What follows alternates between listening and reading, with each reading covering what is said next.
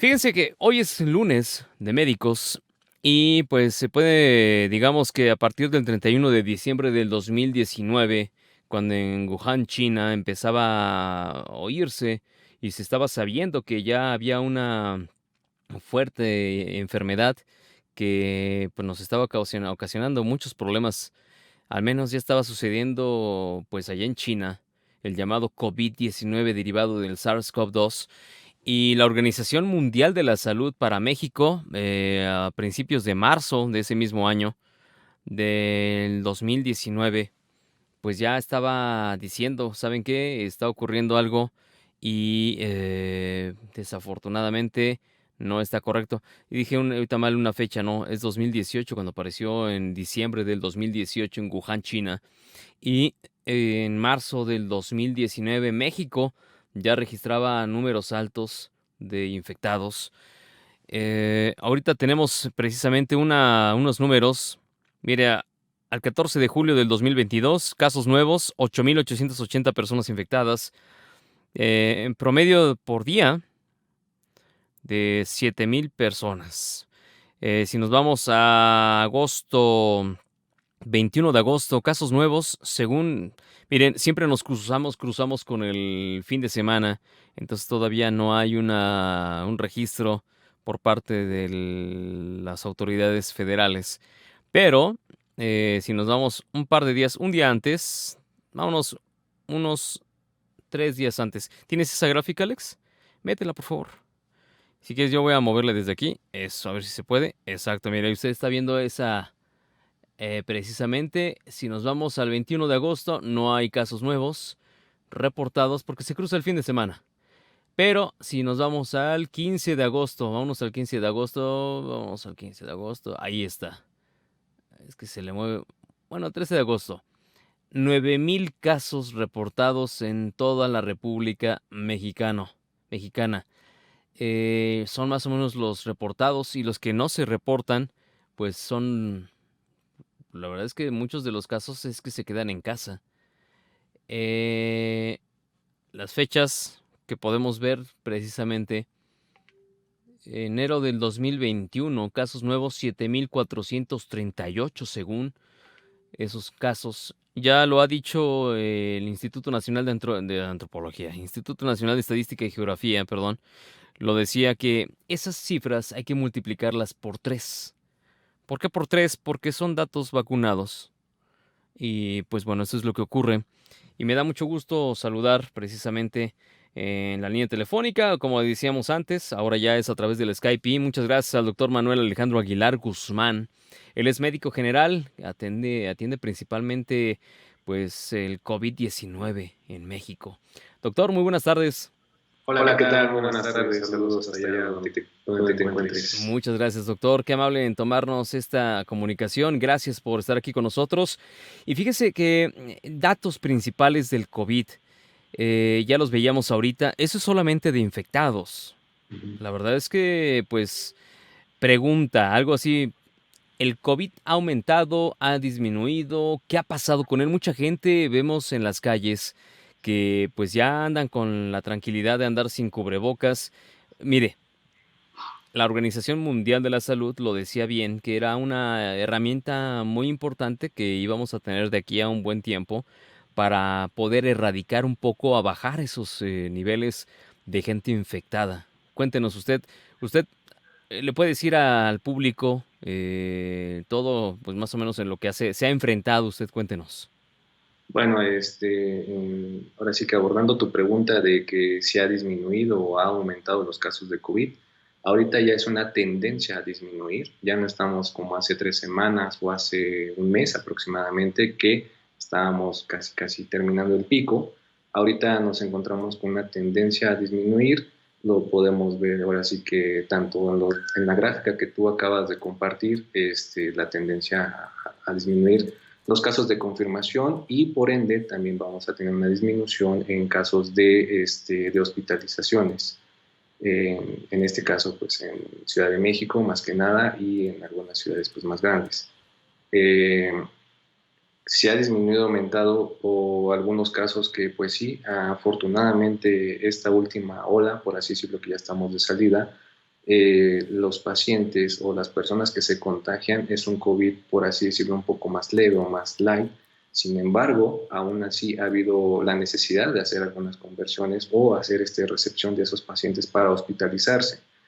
Es curioso que pues ya vamos ahora sí que en la cuarta ola aquí en México, ya hay otros países que llevan en otras sextas o más olas, pero aquí en México sí ha habido incidencia de hospitalizados, pero más que nada en los que no se han vacunado. Eso es muy importante. Si tienen vacunas o hay posibilidad de vacunarse aún, no bajen la guardia. Es necesaria una vacuna uh, disponible que ustedes puedan acceder más que nada. Pacientes hospitalizados que llegan sin vacunas es triste, pero sí les va un poco peor.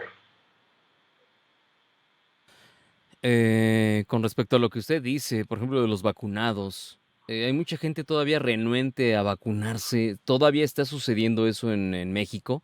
¿O solamente se remite a algunos países como Estados Unidos o Canadá, que precisamente desafortunadamente hay muchos sectores que no se han querido vacunar? ¿Todavía hay mucha gente renuente hablando de México en no quererse vacunar?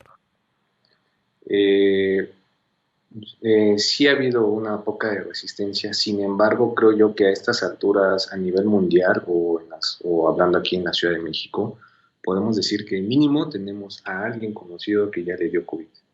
Entonces, al inicio de la pandemia, que fue en marzo, que aquí se instauró en el 2020, pues muchos no creían, pensaban que era como pues algo que iba a pasar y que no era mucho que tomar importancia. Sin embargo, conforme fueron avanzando los contagios, fueron viendo que se fue propagando más y en cierta forma sí hubo pues muchos decesos o defunciones conforme fue avanzando esta pandemia.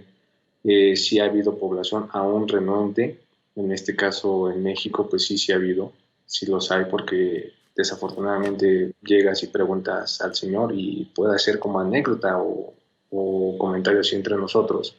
Le decíamos, ¿vacunas? No, no me vacuné. Digo, ¿por qué no se vacuna, señor? Digo, es que yo me siento sano, yo como bien, etcétera, etcétera. Sin embargo, el paciente ya está con requerimientos altos de oxígeno y casi para una intervención mucho mayor de la vía aérea.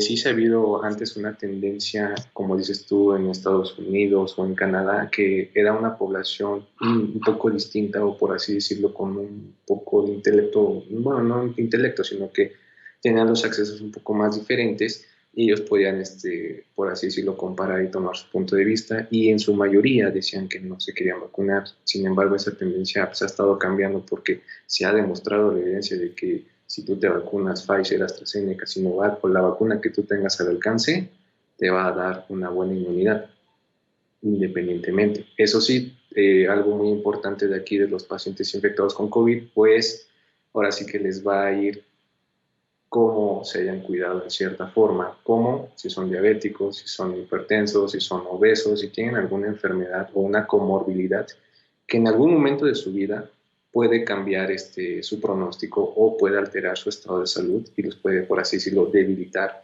contra el COVID-19 y pues, por ende, aún así que estén vacunados, pueden llegar a hospitalizarse. Sin embargo, les va a ir bien aún hospitalizados, porque obviamente el tratamiento de un paciente, por así decirlo, ambulatorio de COVID, pues es sintomático, pero cuando un paciente llega a hospitalizarse, pues cambia el algoritmo, no es lo mismo que se le da a un paciente que va caminando a su casa y tiene COVID en su casa, es diferente el tratamiento hospitalizados, porque pues, oxígeno, esteroide, en su caso se tiene que individualizar el manejo y el tratamiento de cada uno de los pacientes, porque puede haber que haya sobreinfección bacteriana o etcétera, etcétera, que llegue por un estado de, por así decirlo, un diabético que no se cuidó y le da COVID y le puede dar un estado de complicación de la diabetes y por eso vino al hospital, no el COVID.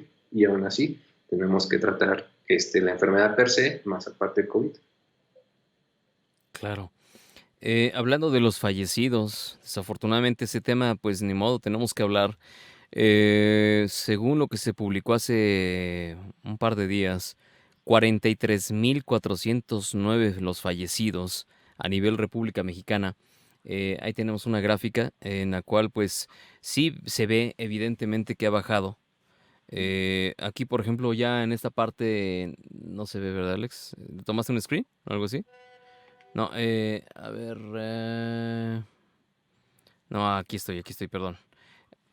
En esta parte, por ejemplo, muestra nada más al 7 de agosto, cero fallecidos, 10 de agosto, cero fallecidos. Eh, los días donde más fallecidos hay es el 27 de julio, 58 personas fallecidas. Eh, Ahora ya no. Yo tenía reportes, todavía lo veía la semana pasada en algunos otros medios de información, que sí que había más fallecidos. Pero aquí ocurre algo muy curioso, doctor.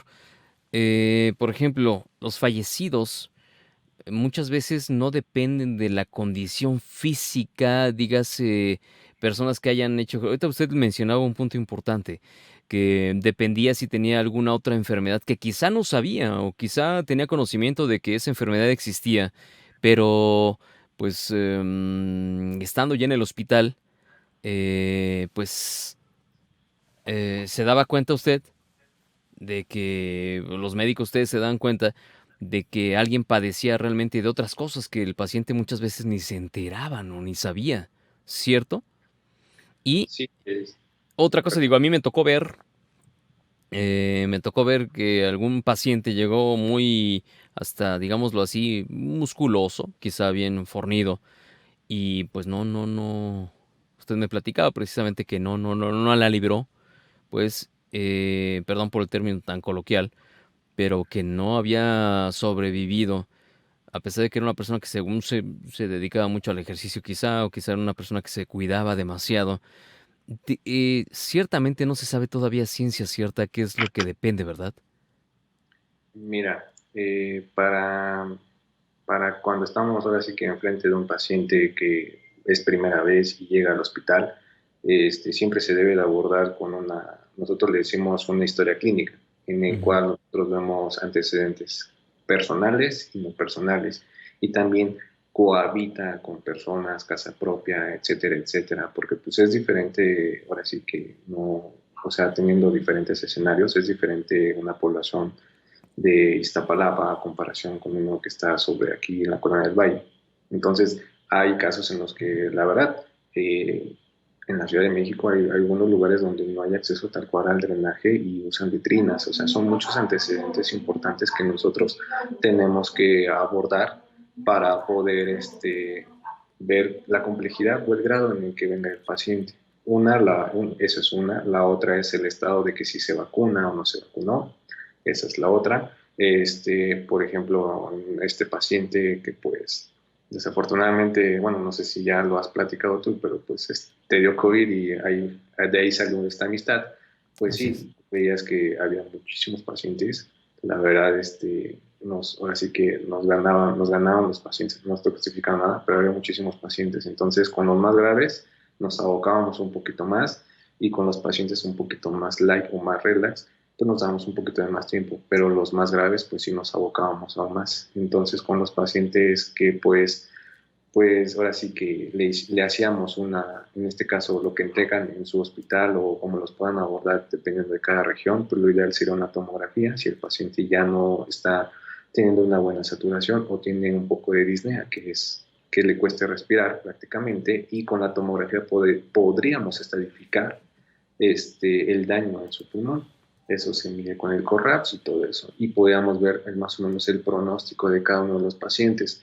A veces te digo que pues, no era como ley de la vida que decíamos joven de 25, 28 años sin ninguna enfermedad y llegaba con una tomografía, pues por así decirlo, repleta de COVID, que desde las bases del pulmón hasta el ápex, completamente llena, o vidrio ilustrado que nosotros le decimos aquí en el ámbito médico, pues muy afectados y los pacientes pues tal cual estaban pues muy fatigados o con necesidad de altos requerimientos de oxígeno y en su debido caso hasta una ventilación mecánica invasiva, porque sí lo llegó a ver casos pues sí que llaman mucho la atención, que eran pacientes que no tienen ninguna comorbilidad, prácticamente de mi edad o muchísimo más jóvenes, masculinos más que nada, y tan femeninos también, pero masculinos llegamos a ver más, que pues, literal tienen que llegar a la intubación porque no los podíamos alcanzar, por así decirlo, con las medidas terapéuticas no invasivas.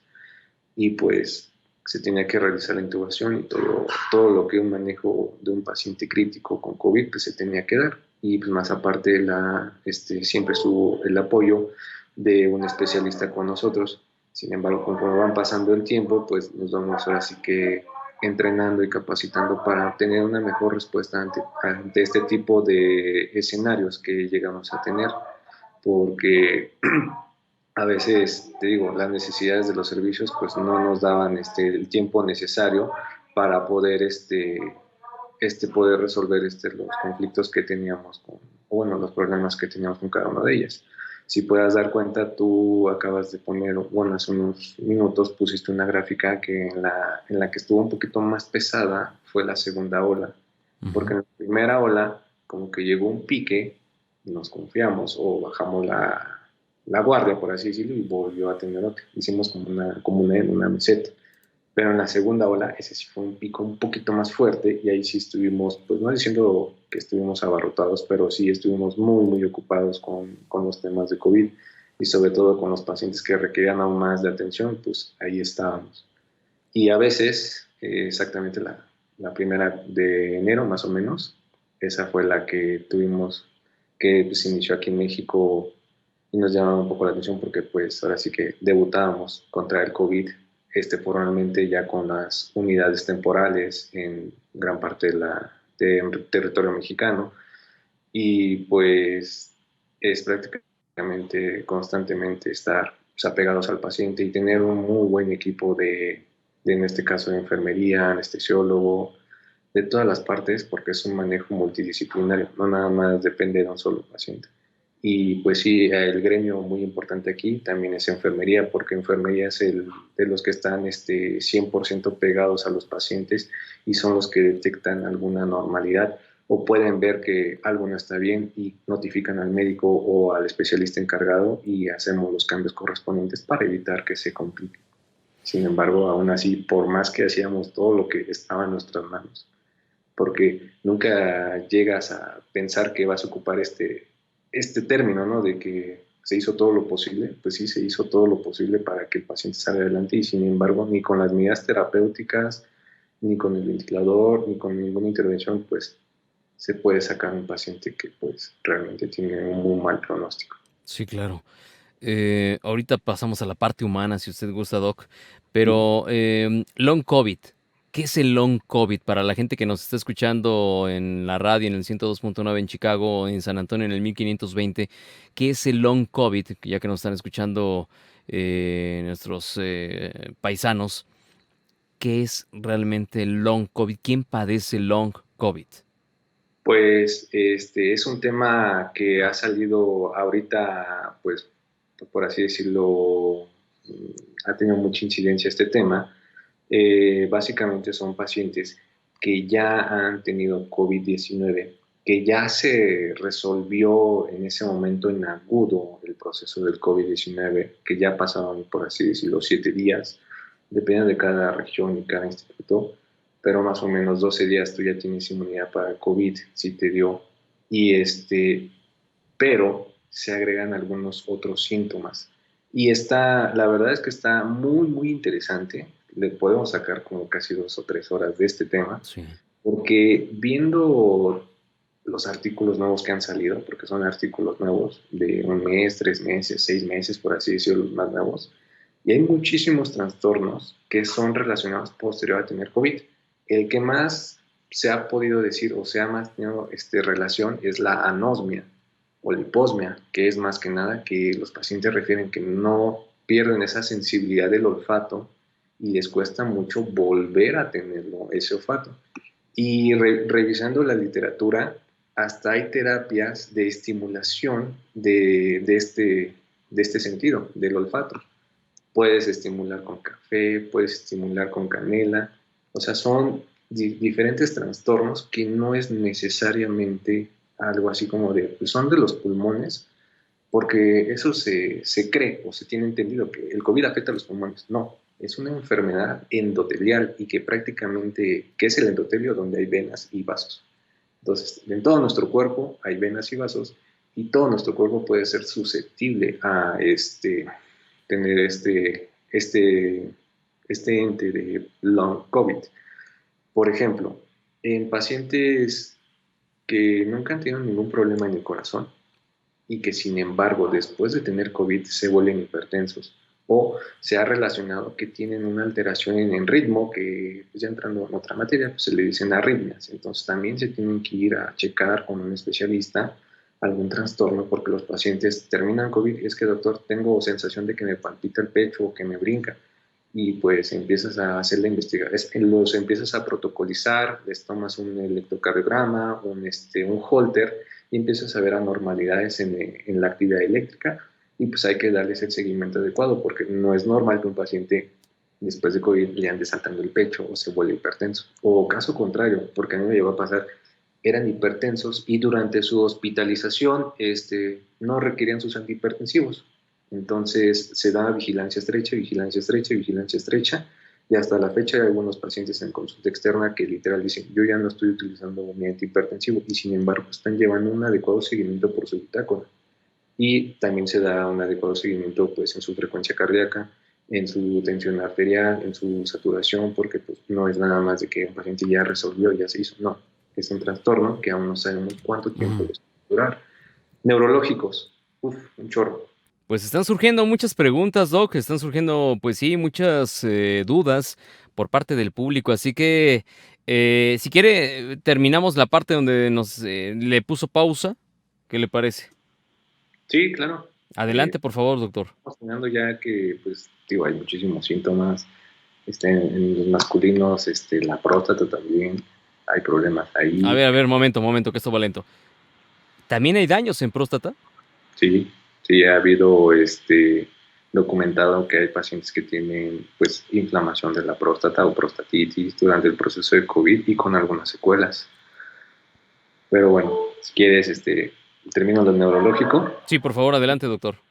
Pues sí, ha habido trastornos, pacientes con deterioro cognitivo o tal cual como un tipo de demencia. Ha habido documentación de epilepsia, convulsiones y un tema que también es la neblina COVID, que pues prácticamente es esa palabra, ese pensamiento que tal cual sabemos que lo tenemos en la cabeza, pero no lo podemos decir porque algo falló ahí. Eso también se le conoce como neblina COVID, pero pues simplemente es como un ejercicio tal cual, estar repitiendo las cosas y estarse, bueno, en este caso de la neblina COVID, estarse repitiendo las cosas, hacer ejercicios más que nada. Otra cosa, pues también la fatiga. La fatiga también es un problema que pues también se ha visto en pacientes, pero pues lo estamos viendo más desarrollado pues, en pacientes que ya son, pues ahora sí que de una población de 50 para adelante que tienen algunos de esos problemas. Efectivamente. Fíjese, hay otras preguntas que si quiere usted mejor las dejamos para la siguiente, pero, por ejemplo, ya hay algunas dudas por parte del público. Una de ellas, a ver, dice, existe no, espérame, aquí. Si después de que te da COVID, ¿cuál es la rehabilitación para vías respiratorias? Y si el tipo de rehabilitación apoya a enfermos con enfermedades respiratorias como asma, fibrosis pulmonar o a cualquier persona. Dice, por ejemplo, existe la higiene de columna que es para personas que han sufrido algún tipo de problema en la espalda, pero en realidad esas terapias son para todos, pues corrige la postura y evita problemas a futuro. Igual la rehabilitación en vías respiratorias, creo yo, y esto lo dice, a ver, déjeme decirle quién nos lo está preguntando. Esto nos lo está escribiendo Angélica. Eh, si quiere responder a la primera pregunta. Sí, lo que comenta Angélica, sí es muy importante la rehabilitación pulmonar, perdón, porque en este caso los pacientes que llegan al hospital es porque desaturan o tienen disnea y necesitan oxígeno. Entonces es el primer aparato o sistema que pues, llega a tener problemas. Y prácticamente, pongámoslo como un ejemplo, si quieren un poco burdo, es de que nosotros en un estado de COVID, por así decirlo, pues estamos en cama, no nos podemos mover mucho porque pues estamos convalecientes con una enfermedad. Entonces dejamos de hacer actividades físicas y aunque ustedes no lo crean, es una respuesta inflamatoria muy, pero muy importante en nuestro cuerpo que demanda muchísima energía. ¿Y de dónde la va a tomar? Pues en su caso, pues de las vitaminas o nutrimentos especiales, nutrimentos esenciales de la dieta. Sin embargo, hay pacientes críticos que pues no pueden comer. Entonces, pues están requiriendo otras vías metabólicas para poder tener sus nutrientes y poder tener una respuesta y es cuando entra el servicio de nutrición y etcétera, etcétera. Pero en este caso los pacientes están en cama y dejan de hacer lo que hacían, su actividad, pues lo que ustedes dicen laboral o normal, no dejas de ir a tu empleo, dejas de moverte a, no sé, a 2 pisos, 3 pisos, subir y bajar, pues es básicamente eso, es como cuando tú dejas de ir al gimnasio, pues pierdes ese rendimiento o esa fue la palabra, que nosotros dejamos de tener cuando dejas de hacer algo, se me fue la palabra, pero Esa condición entonces, física, ese nivel de vida, nivel de, sí, de pierdes esa condición física y condición. necesitas rehabilitar, en este caso, los pulmones. Se hacen muchísimos ejercicios y obviamente se tiene que individualizar porque ella comenta en pacientes con asma, bronquiolitis, fibrosis quística, pues obviamente y EPOC. EPOC y asma pues dependerá de la edad y de la espirometría y todo eso lo que ustedes tengan, pero sí hay ejercicios individualizados para cada tipo de pacientes. Por ejemplo, el de fibrosis quística, pues en su caso, pues va a tener un muy mal pronóstico porque literal ese pulmón está todo fibrótico, entonces cuando el paciente quiera mover un poco más esos pulmones o esos alvéolos, por así decirlo, en conjunto, pues va a ser muy difícil poderlo rehabilitar. Pero de que hay terapias y pues lo que se hacía o lo que se hace es individualizar, hacer una prueba, por así decirlo, diagnóstica, ver a los pacientes y valorarlos, ver qué dispositivo tiene, si está con puntas nasales, mascarilla, alto flujo. Obviamente los que están con CPAP y los ventilados pues no van a entrar, pero sí se tiene que dar un seguimiento, se puede hacer ejercicios de rehabilitación, y ahora sí que en cama o en pronación, posteriormente los van progresando a sedestación o es que estar sentados, posteriormente bipedestación o estar de pie y posteriormente realizan la marcha. Como te vas dando cuenta es progresivo, es de poco en poco para que el paciente vaya caminando y avanzando de acuerdo a su progresión de COVID.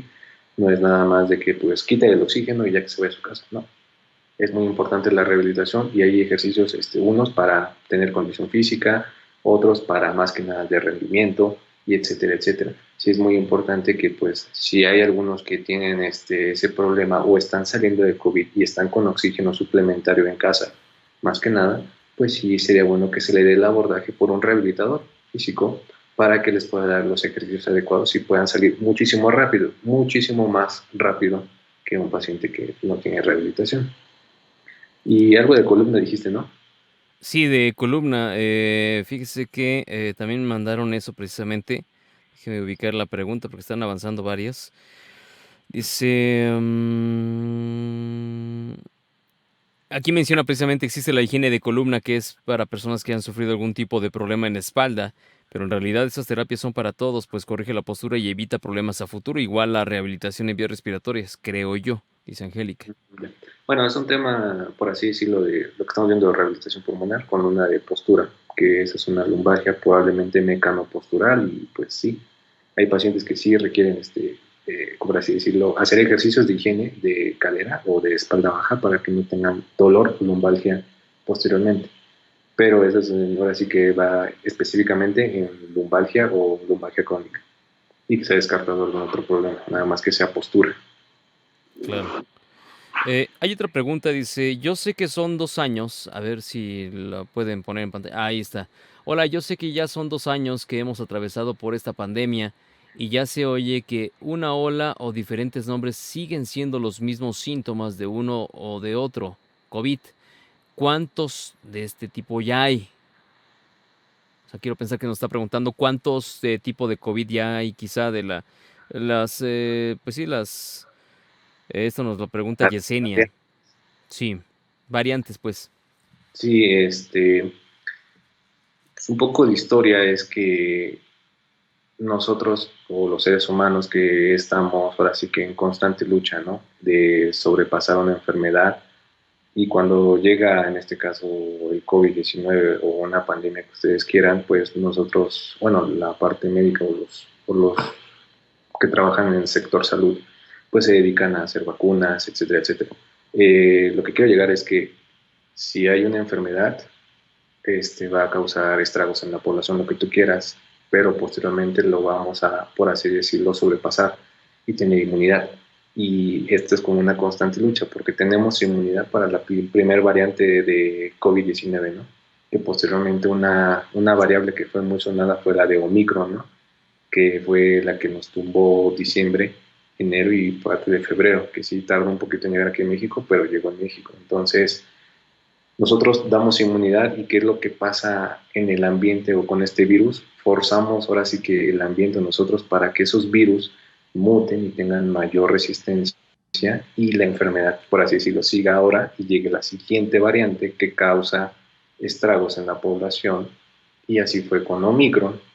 Pasamos Omicron y vino la beta.2 que ya terminamos ahorita, o bueno, estamos por terminar, y hay otra nueva que ha llamado la atención aproximadamente hace unos 15 días, que es en Israel, que es la beta 2.5. ¿Se llama Entonces, Beta 2.5? sí, es la que están ahorita llamando mucho la atención y es en Israel la que se ha aislado.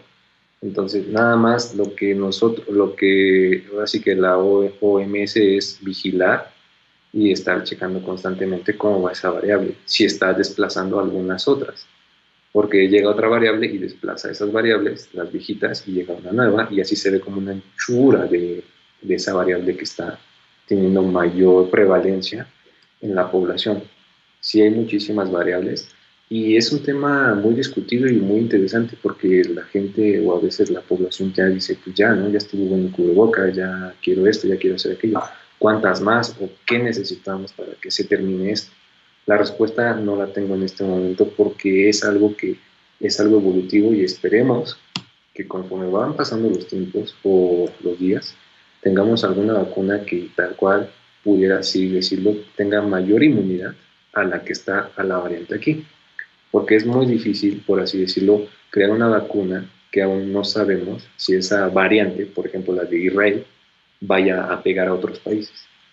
Entonces, tomando el ejemplo de la influenza gestacional que a nosotros nos vacunan o aquí disponible en México es de la variante de hace un año, la que nos van a vacunar en diciembre, o bueno, ya en parte de estos próximos 3 o 4 meses, es la variante que estuvo predominante el año pasado. Entonces se van tomando así algunas estadificaciones para tomar qué tipo de virus es el más que está rondando en la población para poder dar inmunidad a esa población, pero es muy difícil darles una respuesta concreta de que cuándo va a terminar y qué es lo que va a seguir. Lo que siempre hemos dicho y es, síguete cuidando, usa tu cubrebocas y mantén la distancia social. Si es necesario ir a lugares públicos, pues adelante. Tampoco es que estemos encerrados 24/7 horas en casa. Sé que Exacto. también es un tema muy difícil porque hay gente que pues, no ha salido en pandemia y todavía tiene algunos de esos miedos, pero pues sí, tenemos que crecer y avanzar con el COVID y pues hay que seguirse cuidando. Efectivamente. Todavía hay muchas preguntas. Una de ellas, digo, yo sé que es redundante. Nos preguntan también de otra parte, nos dicen, a ver, espérame de aquí, ¿qué secuelas deja el último COVID que la última variante? ¿Es realmente las mismas secuelas que dejan los primeras variantes? Pues fíjate que esta literatura que hemos tocado un poquito es de hace un año aproximadamente, o el seguimiento de pacientes de hace un año. Entonces, creemos que sí, sigue siendo esa tendencia de que siguen siendo todo el aparato que tiene, por así decirlo, endotelio, es el que está en riesgo de tener alguna secuela. El corazón, en este caso los pulmones, en el caso del sistema nervioso central, que ya lo comentamos como la neblina COVID, la fatiga también es algo que pues va a estar ahí. Y hasta, te vuelvo a decir, hay nuevas terapias, hay, por así decirlo, duraciones, diagnósticos y tratamientos para cada una de ellas. Es muy, muy interesante ese tema y se puede abundar un chorro de eso porque es un tema que sí está saliendo y si vemos que la población actual pues está teniendo síntomas no tan específicos y la única incidencia ha sido, o bueno, lo que han tenido en común es que han tenido COVID y posterior al episodio pues se ha relacionado eso. Claro, efectivamente, podríamos decir que, pues, esto va para largo. Pues si quieren una respuesta así, no lo sabré decir, pero pues ahora sí que tendríamos que tener los ojos muy puestos en lo que esté pasando en el mundo para poder ver que no hay ninguna variación nueva. Yo recuerdo anécdota que pues hace un año ya pues, no había tanta incidencia y pácate las llevó Omicron y esa fue la que pues, en México sí mermó un poco. Entonces puede en 15 días aparecer otra alguna cepa, ojalá y no, y nos pueda llamar la atención. Claro. Y algunas otras enfermedades emergentes que también están por ahí. De Están. hecho, tenemos creo que en el tintero alguna otra enfermedad que ya hemos estado mencionando mucho, hemos estado escuchando en los resúmenes informativos, en noticias de la televisión, en la radio, por todos lados, la fiebre del mono. Pero si quiere, esa la dejamos para dentro de 8 días. ¿Qué le parece? Sí, está bien. Lo quiero comprometer aquí para que esté con nosotros, pues. Claro, sí, lo ¿Sí? podemos abordar y poder dar algunos temas relevantes o más que nada qué es, cómo se manifiesta y el seguimiento de los pacientes. Perfecto, doctor Manuel Alejandro Aguilar Guzmán, él es médico general que ha atendido completamente sus energías dedicadas a los pacientes COVID-19. Sí. Yo soy uno de ellos, así que muchas gracias, doc. Muchas gracias y pues lo molestamos. La siguiente ocasión será dentro de 8 días, ¿qué le parece? Sí, claro, sin ningún problema. No hay problema, lo hacemos. Pregunta, ¿tiene algunas redes sociales en donde puedan preguntarle cosas directamente a usted? Quizá, evidentemente nos van a estar llegando aquí preguntas, nos están llegando más preguntas aquí a la Claro, estación, pero, ¿alguna red social que usted tenga? si quieres te lo escribo o te lo dicto. Tengo Sí, mi Twitter, que ahí está abierto y ahí por lo regular comparto cosas de COVID y cosas, pues, cosas relevantes en tema de México. Entonces, perfecto. Entonces, ahí me lo problema. manda y ya ahí lo pondremos nosotros para que precisamente le vayan preguntando y ya dentro de 8 días ahí tengamos, algunas preguntas precisamente que pueda usted darle salida. ¿Qué le parece? Claro, y otra cosa importante ahí es que las cosas que vamos comentando aquí hay un sustento para que ahí si gustan lo puedan revisar y lo puedan revisar así que tal cual, de fresquecito el artículo para que lo puedan. Voy a decirlo tal cual, no se lo está sacando de la manga, doctor. Aquí sí tenemos doctores especializados, señores, señoras. Nada de que se saca de la manga una cifra, nada de que se saca de Yo la creo. manga unos datos. No, aquí sí tenemos datos reales, fidedignos, apoyados realmente en estructuras pues internacionales. ¿No, doc? Sí, sí, de hecho, pues ahora sí que estar aquí o más que nada en esta parte o lo que nos ha tocado de la parte médica o de la salud, pues hay que estar ¿cómo se dice Al eso? día. Al día del conocimiento y pues lo que se venga, ¿no? Porque tenemos que estar listos.